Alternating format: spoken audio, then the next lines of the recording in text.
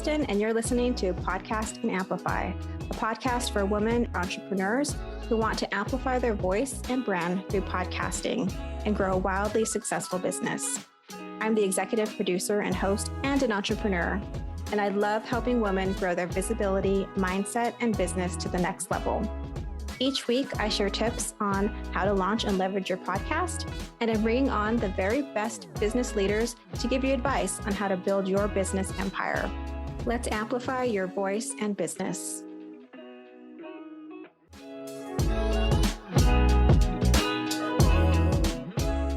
Hey there, welcome to Podcast and Amplify. I'm super excited to have a return guest.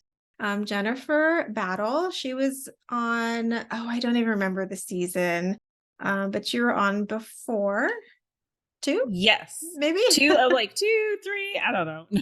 I know, they all blend together. But you came on. It was the best episode ever. That's what I can tell you. No, I'm just kidding. That's what I'm sure the listeners are like, oh yeah, Jennifer, the best episode I ever heard. But you talked about community building, and that was really fantastic. And so I wanted to bring you back on because we had a conversation about podcasting. And I think we talked a little bit about pet peeves and things like that. And I was helping you with your podcast, I think, at the time. And maybe that's how that conversation came up. And so Jennifer is getting ready to launch her podcast. Is out today, the very first episode, which is super exciting.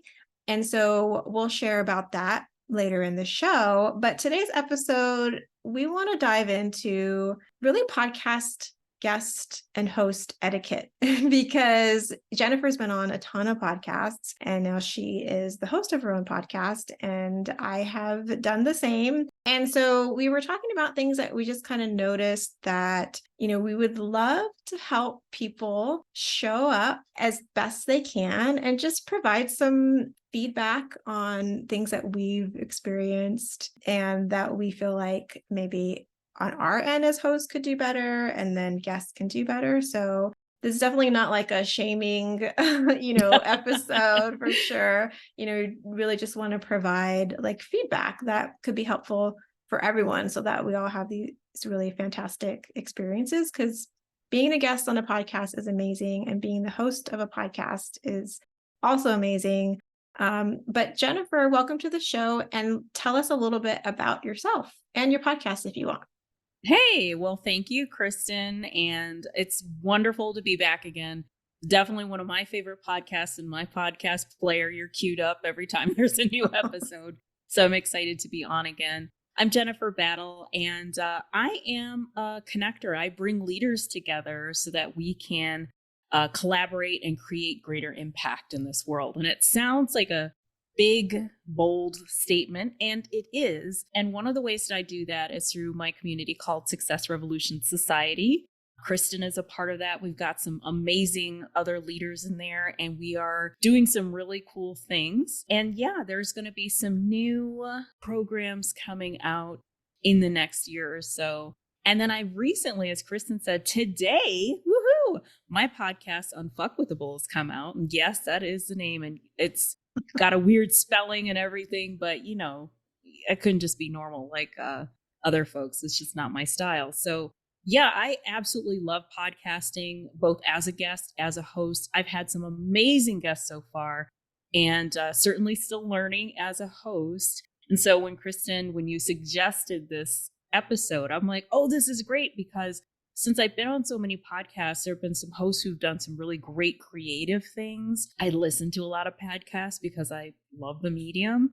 And I've heard some guests do some great things. And I know what I really enjoy listening to as a listener for guests. So this is really exciting. But I just love the idea of a medium where one can use their voice. And I think that's been a huge theme in my life, is speaking up, using my voice to create change and impact. So thank you for the invitation. Yeah, thank you for being here. And, I feel like it's great that I've been doing this for a minute and you're just starting, so we can bring these perspectives to this conversation. So let's dive into, I think we're going to start with, what do we like to see from a host, like as guests on podcasts? What are the things that we feel are successful and create a really good experience? And what are the things that can feel like it's weighing down the podcasting, being a guest on a podcast? So I'll kick it off with, I guess it's really around like communication. Like there is a really fine balance between getting absolutely zero communication and you're kind of like, okay, this is on the calendar and fingers crossed that when I hit this Zoom link, someone else will be there to interview me, because you've gotten zero communication. And then I've also been on the other side where I've gotten so many emails, so many reminders. One person whose podcast I was a guest on, I mean, there was this whole, I felt like it would have been 4 pages if it was printed out. Wow. Long email of like, this is who I am as a host, and this is my expectations of you, and just so much information and so many links of like, go to this place and upload this, but then go here and make sure you do this. And I just felt like it was so overwhelming that I was like, there's got to be a way to like dial this back. So I don't know if you've experienced the same thing in terms of, the communication either being like way too much or way too little. I've had some sparse communication in the past. That feeling of like, man, I hope this person is here. I click on the link. I've had that. It's been a while. And, I definitely think I think what you're hitting at is you want to make it easy for both the host and the guest. So it's like, give them the appropriate amount of reminders, but like, don't scare them with a, 17-page document. As a new podcast host, one of the things that's been so helpful in making sure I have the right communication, and first, disclaimer, you helped me with all of this, but also just automating some of it. So, as soon as someone clicks on the link, let the thing pop up so that there doesn't have to be 16 million emails back and forth to schedule the interview. And then if you're, put some automation in there for a reminder in a decent amount of time. 12 reminders might be a little overkill. But yeah, I do think the communication before the podcast is key, because you want the guests to feel excited. You want it to be top of mind, and you want them to be like ready to engage with you. You don't want them to be like, oh my gosh, what else is this person saying? And you don't want them like out waiting, hoping, crossing their fingers that something's going to happen. So I think that's a great suggestion. Having that great, easy communication, giving them enough information to feel comfortable without being overwhelming. Yeah. Yeah. I think too, it's like, how would you want to be communicated to, just always keeping that in mind. And I love your suggestion of, yes, automation is key. We should be having forms. We should be having forms that click to links where they can schedule their own time. Like, links those should be that work. Exactly. That's my own experience. I had a bad link and I'm like, oh crap. I had bad links in the beginning too. It's just like all part of the process. But yeah, so kind of dialing that in so that it's, like you said, it's like this enjoyable experience for everyone. And also kind of like what you alluded to is having a podcast and having guests. It's such a great opportunity to build your network and to create a connection. I know I tried to do that with people who come on my show, and I've ended up like Joanne, she's in our group. Oh yeah. And I met her because I invited her on my podcast, and now we're in this fabulous community that you run together. And so like, there's just so many opportunities. So you do want to make sure that you're engaged enough and you're like fostering those connections. It's, I think, can just be like the volume of connection and just be mindful of that. I don't know if you had anything else.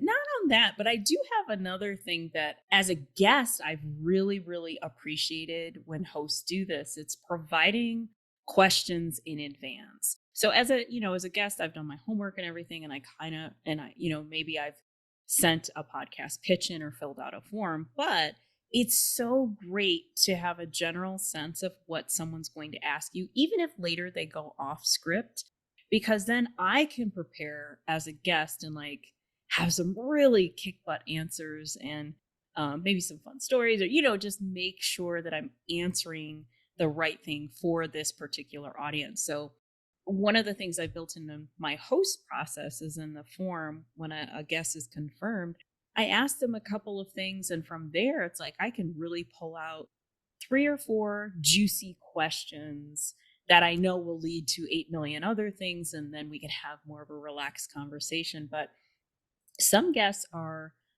brand new. They're a little nervous, and giving them just like an outline or, hey, this is what we're going to talk about, or here are a couple questions can really make that interview feel really good versus something sounding stiff or awkward. So sometimes when hosts complain like, "Oh, I had a guest and they didn't really know what to do," I'm like, "But were they prepped? Were they ready? Did you Right. give them something to do? To give them something to prepare for?" And so those questions in advance are so key. They're so important to a really juicy, good interview.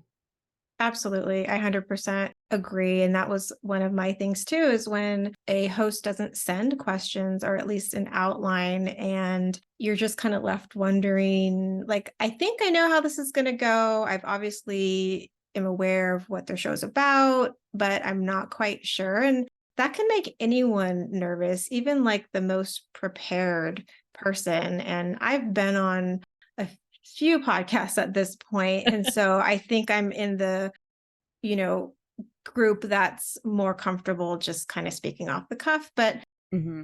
even so, it's still nice to have a roadmap. Yes. And also for me, like being an empathetic person, I just would never have someone on and not give them questions, because even that slight chance that they are someone who's kind of new, and it's like for me, I'm just covering all my bases by sending Yeah. questions and thinking about that person who might be new or nervous. And I like to have all different kinds of people on my show, like people who are new to speaking about their topic and people who are seasoned. But I kind of like being that gateway person, for some guests, because I know it can be scary and intimidating. And I'm like, if I can just guide you through this and support you and give you what you need, then it'll help you with the next time. I just want people to have really good experiences so they keep going. But yeah, I totally agree with you about the questions in advance. I just think it's like a nice thing to do, and you're going to do them anyways. So you might as well, kind of get it together enough to at least send them like a day before. It doesn't have to be like weeks in advance, even. Yeah. Okay, so anything, oh, you had something really great around Oh, like yeah. how can hosts make it easier to help promote the show that you're Oh, on? yeah. I mean, some of the things I've seen from hosts and some of the interviews and podcast experiences I've enjoyed the most, the host made sure that we partnered together in the promotion of the interview. So I know that I'm going to send stuff out to my email list and put it on my social media. But I really enjoyed when hosts did things like, oh, let's also do an IG story takeover or a mini live interview, just something that keeps the episode exciting and hot and in front of people's audiences. And so, in addition to the normal social media sharing or sharing out on an email list, I've had some really great story takeovers, LinkedIn live videos, Instagram live, that kind of thing. And so, it gives us more opportunity to get people excited about the podcast episode. And so, that was something that I would love to incorporate into my own process as I release episodes. Yeah, that's such a great point. Make it easy for people to help you promote the episode. And I've had a couple hosts just kind of not really tell me when the episode was being published, and I'm kind of like, wait a minute, I could have helped you promote that. Or and I get like people are busy, but I think you're so right. Like including people in that process of promotion Mhm. is only going to benefit everyone. And the episode's going to get, it's like, why have people on if you're not going to leverage their audience as Mhm. well? So Yeah, just getting that little bit of advance notice. I love that. And it doesn't have to be like 17 weeks in advance, but even if you don't have an exact date, when someone tells me, "Hey, I am going to put this out the third week of the month." That's even helpful because then I can have something queued up in my content calendar knowing that okay, I'm going to reserve, a day or two here to make sure that I'm talking about this podcast episode where I was guest. So yeah, when the host provides advance notice and great, promo materials and wants to partner with you on the promotion, it's just, you're right, it's a win-win for everybody. okay, so we talked about what we like and don't like as guests on podcasts. And so let's pivot to what do we like about how our guests show up and, make it a good experience for us and not so difficult. So my thing is please listen to at least one episode of my podcast before you pitch me and before you come on. Like I get a lot of people are trying to like pitch themselves to as many podcasts as possible, but actually I don't know how people get on podcasts if they don't have a good pitch. And I don't think you can have a good pitch if you don't really understand the show. So I'm not sure how that's not happening, but Because sometimes the people who pitch are not the people who interview. true. Hmm. Yeah, definitely. Like sometimes you can tell there's a whole team. So, yeah, listen to an episode. If I send you questions, read them or at least have your team read them. Because I have had, it's only happened once where I've had someone come on and I was like, they have never listened to an episode. They think this is going to go differently. Like, I think they thought it was more like, I'm going to tell my story. Mm. And there is some storytelling in the beginning of my episodes typically, but most of it is let's give the audience some valuable tips and tools that they can learn. But I think this person hadn't listened and I don't think they looked at the questions either. So that's a really important thing, when the guest comes prepared and Hmm. understanding who they're talking to and who their audience is. And so I know you have thoughts about that too. Yeah, I definitely have some things to add to that because I, in my new podcast host life, have mostly been interviewing people I know really well, and they have come so prepared. They know me, they know the podcast, they know the feeling that I want for my audience, and they have come so incredibly prepared that their interviews are just fire. And if they didn't know, I mean, they could kind of know me, but if they didn't do their homework, they didn't read what I wanted to achieve with this podcast, they could have gone a different way and the interviews would have been fine, but they wouldn't have been great. These first few interviews are great. And actually to tack on to the be prepared thing, I always tell people have a few really good stories in your back pocket. Podcasting is one of those mediums where people are like listening and they, even if they want to be educated, they want to be entertained or they want to like lose themselves in the conversation. So having some good relatable, let me stress that, relatable stories, especially if your host is awesome and sent you an outline or questions, have a few stories in your back pocket. Like it helps give more color and depth and insight to the content that you're providing. And it also helps you show off your personality as a guest. And it just makes for a much richer podcast interview. Yeah, and I'm not surprised that you brought this up because you are very good at that. About having stories. That's something that I really appreciated when I was interviewing you. I'm like, oh, she has these stories in her back pocket that she can just pull out, and it actually not only did it make it more engaging, it made it more succinct Mm. because you were telling the right story that perfectly illustrated your point and like you really had it down. So I really appreciate that and that you bring that up because it is just a really great way to create like a compelling episode Hmm. for listeners. So I love that. And you guys can go listen to episode 80 and hear Jennifer's stories. So I found that real quick. So the last thing that I have is having the response after every question asked be good question. That's a good question, Kristen. Good question. Good question. And then, answering the question. So I get that a lot of people use this as sort of like a buffer to, especially if you're feeling nervous, it gives you time to sort of like get into your answer or think a little bit before you respond.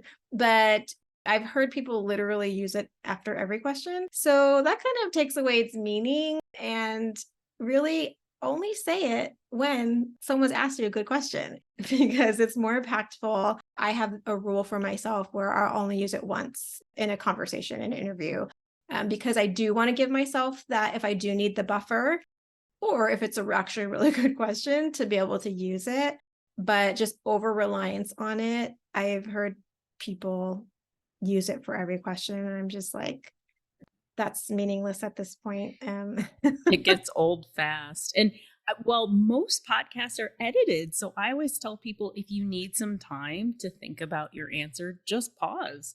I can edit out a pause or I can edit out, ooh, let me think about that. Or I mean, so there's no we all have our verbal tics. I know I do. Especially now that I'm editing podcasts, I definitely hear You're hearing all of them, aren't all you? of the Yes. all of that stuff. So there is a lot of editing on my part. No, kidding. But yeah, it's okay to pause and just think of a response if you need some time. And if it is a good question, and he's like, that's a great question. Or wow, nobody's ever at least switch up the verbiage a little bit. Right. Nobody's ever asked me that before, as long as Right. it's the truth. I'm gonna add one more thing because this is something that actually I've seen from here's a bonus one. I've seen it from hosts and from guests. Thankfully, not any of my podcast guests, so don't get this in your head, people. Don't cancel. Really respect the other person's time. Typically, podcasts are created on an editorial calendar. So this person is either the host is either batching their episodes or they have a carefully timed symphony. And things happen. I'm not saying if you don't have an emergency, don't cancel, but I've just seen people be really willy-nilly with others' time. And to me, that kind of shows a lack of respect to your guest or a lack of respect to the host. I've been booked for podcasts that were canceled and rescheduled and at like 3 times. And after the 3rd time, I'm like, never mind, because my time is valuable. So yeah, that's my thing. Unless there's a real emergency, you just stick to that podcast time, whether you're the host or the guest. And so that's my bonus one, because I just know how important it is for production and timing. And of course, things happen, but just respect the other person. Yeah, I love that. When I first started podcasting, I would get so devastated when people would cancel on me. And now I've gotten more used. Well, people don't usually cancel, but then the odd time that they do, I definitely take it less personally. But it is still hard because you've dedicated that time, you've prepped. And then if you're a guest, you're ready, you're prepared. And so it's just a little jarring when you're expecting to like be interviewed or have an interview type conversation and not, have the person be unavailable last minute. So that's a great one. I'll share a bonus one as well. And then this is more for the host. I really like it when hosts let me know what the editing situation is. You reminded me of that. So I do tell people, if you need a minute or if you need to start over, that's available to you. And I'll edit things out. Just let me know, raise your hand or just say, let me do that over. And people really appreciate it. And I do as well as a guest, just knowing like, what are my boundaries? Do I have to get it right in the first, like, is someone going to hear this without it being edited? I would really like to know that. And then I'd also like to know what's going to be edited and what my parameters are. So I think that's a really nice thing to do as a host for your guests. Just give them that sense of like, I want you to show up. I want you to sound your best. I am invested in you showing up the best way that you can to our listeners. And this is what I'm offering to you. Not that everyone has to offer editing, but I know I definitely do and let people. I think they just feel supported, you know. Yes. And such a great one. And now I'm like laughing because I have two little stories about editing that, but the best editing situation there, it was so cool. This person I interviewed with, seasoned podcaster, and had come up with this great system with her podcast editor. So if I made a mistake or she made a mistake, it was like a snap, snap or clap, clap. So the person listening knew exactly where to edit out that issue. And I'm like, so all of a sudden she'd be talking and I'd hear, and I'm like, oh, what? And then another podcast person told me that, and I can't remember exactly why. I'm sure it has to do with the way they were recording the soundtracks. Was like when I was asked a question to wait 3 seconds before I started to answer because they wanted that pause in between, and were manipulating that. So that was great because I knew exactly how things would go. I knew if I screwed up what to say. And even with my guests, I said, hey, if you want to start over, just pause, like give me a little space in the editing, and then just restate what you say. Is what you want to say correctly, or however you want to correct yourself. So that's such a great tip. That's a good bonus one. Now I'm jealous. My don't cancel sounds kind of booty now. No, I like it. I like it. Yeah, you know, respecting people's time is really important. But yeah, I love that, giving the space. And actually, you reminded me of something I was thinking of, well, when we were talking about like good question and, you know, giving the pause. Well, it sounds like in your example, they actually wanted that pause worked in, you know, from an editing standpoint. I also think too, sometimes pauses are helpful to people. Like, don't be afraid of the pregnant pause, Mhm. because sometimes we're just barreling through the information that we're trying to give. But when we can kind of slow down, maybe put in a pause, that gives people time to process.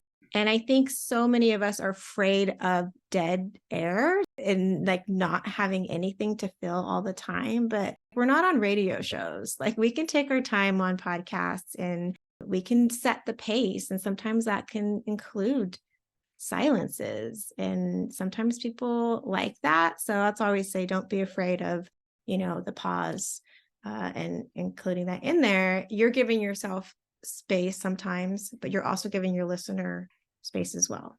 So Ah, you're so that's what I'll smart. say. That's why they pay you the big bucks for podcast coaching. You're so funny.